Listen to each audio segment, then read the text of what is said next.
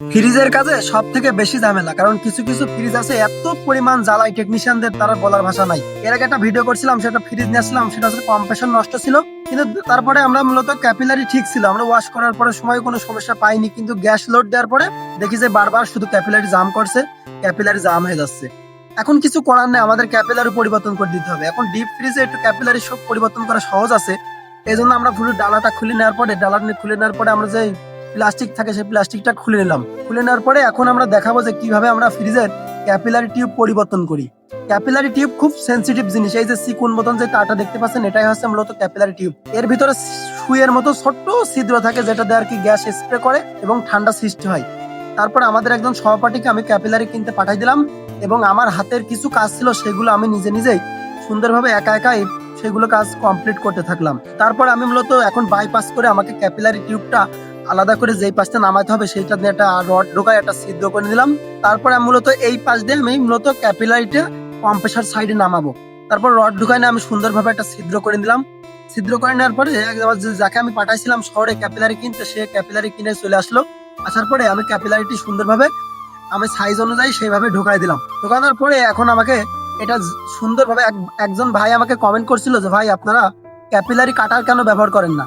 আসলে ভাই, ক্যাপিলারি কাটার ব্যবহার করলে এটা কাটলে একটা সুসালো তৈরি হয় এবং চাপ খেয়ে যায় হালকা। এই জন্য আমরা চাকু ব্যবহার করি এবং কাজটা ভালো ফিনিশিং হয়, সোজা হয়। এই জন্য আমরা এই ক্যাপিলারি কাটার ব্যবহার করি না। তারপরে চাকু দিয়ে আমি সুন্দরভাবে কেটে নিয়ে তারপরে আমার যতটুকু প্রয়োজন আছে পাইপের মধ্যে ঢোকাই দিলাম। ঢোকানোর পরে আমার এখন কাজ ঝালাই করতে হবে। তারপরে আমি সুন্দরভাবে ঝালাই করা শেষে এখন আমাকে ক্যাপিলারি যেই পাশটা আমাকে বাইপাস করে আর কি বাম সাইডে নামাইতে হবে, সুন্দরভাবে একটা চাকু দিয়ে কেটে মূলত সেইভাবে আমি সাইজ করে নিলাম। কারণ এই পাশটা আমাকে ক্যাপিলারি ঢুকাতে হবে। খেয়াল রাখতে হবে আমি যখন সাদা প্লাস্টিক বসাবো তখন যাতে আমাকে এই ক্যাপিলারি যাতে আঘাত না লাগে, চাপ না খায়। তারপর আমি সুন্দরভাবে যেই পাশটা আমি ছিদ্র করছিলাম মানে কাটছিলাম, তারপরে সুন্দরভাবে আমি পাইপটা বসাই দিলাম। বসানোর পরে আমি ছিদ্রটি একটা সুলা গুঁজে দিলাম যাতে বাইরের কোনো হাওয়া ভিতরে না আসতে পারে। সুন্দরভাবে সবকিছু শেষে আমি সুন্দরভাবে যেই প্লাস্টিকটা খুলছিলাম সেটা সুন্দরভাবে হাত উঠে পিটাই পিটাই সুন্দরভাবে লাগাই দিলাম। লাগানোর শেষে আমি এই যে ডালাটা আমি খুলে রাখছিলাম, এই ডালাটা এখন আমি স্থাপন করব। এখন ডালাটা বসাইনি, আমি যে নাট বল্ট গুলো খুলছিলাম সুন্দরভাবে সেই নাট বল্ট গুলো আটকাই দিলাম। আটকানোর পরে আমার যে ডোর সেই লাইটটা থাকে সেই লাইটটা আমি সুন্দরভাবে লাগাই দিলাম। লাগানোর পরে যেই ডালার যেই নাটের যে একটা কভার থাকে সেই কভার গুলো সুন্দরভাবে আমি লাগাই দিলাম।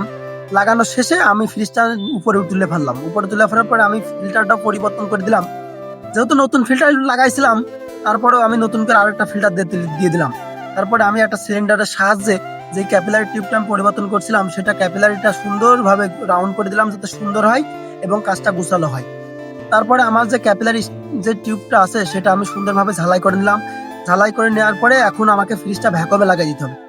যাই হোক, দীর্ঘ সময় ভ্যাকুম করার পরে আমার ফ্রিজটা খুব ভালোভাবে চলছিল। পরের ক্লিপটা নিতে পারিনি। সকলে ভালো থাকবেন। আসসালামু আলাইকুম।